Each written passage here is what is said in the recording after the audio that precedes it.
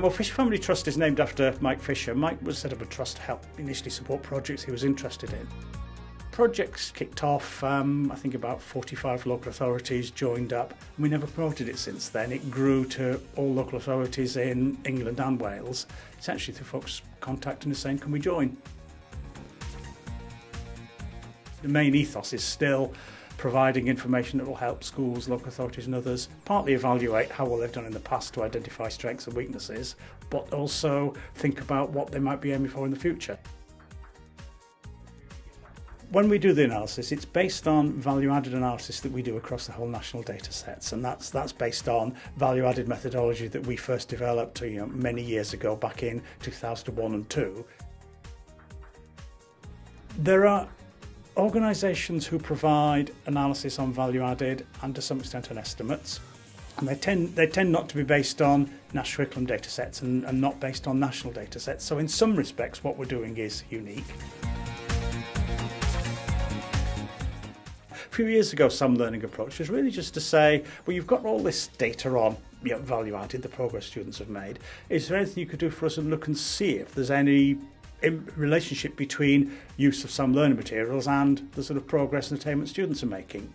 Take this set of students that have done something and compare them with the national data set and see if there's anything different for them.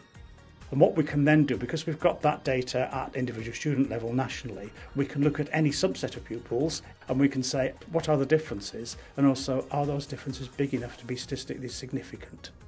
And certainly the differences we're finding are way outside normal significance limits. The research we've done over the years has consistently shown that the level of use does make a difference. There's a pretty consistent relationship, as in the more students make use of some learning materials, the higher their attainment is and the better their progress is. The differences we find when we look at the impact of some learning and how the attainment and progress varies by level of use, those differences are always significant. Students make use for, let's say, around about 10 hours, then typically, if they were taking, let's say, 8 or 9, something like that, subjects at Key Stage 4, we tend to look at the best 8 or 8 subjects. Then typically they might get a grade higher in, let's say, 2 of those subjects. If it's 20 hours, it's more like a grade higher in maybe 4 subjects, something like that. To give you a feel for how that difference varies for different pupil groups, if we take students at Active Free School Meals, who've used for about 10 hours, then the gains there are more like 3.5 to 4 grades on average higher, rather than the 2 for non-FSM students. If you are using SAM Learning, have you actually thought about impact on different students? I mean, maybe a message we could get in would be, let's take those students who aren't getting nearly so much use at home. Have you thought about whether you want to supplement that in some way so that you can get the best gains for them out of your investment in the system? And that's actually a message for somebody new coming in using the system ought to be looking at as well. Are you using it, or are you actually using it and evaluating its impact on different students?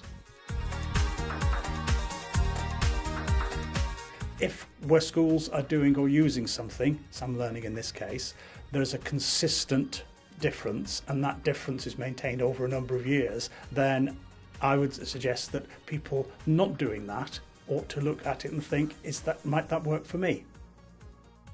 There's enough evidence that this is worth seriously considering. We get feedback from stuff we do about how maybe it's helped somebody identify that student or whatever and improve things for them.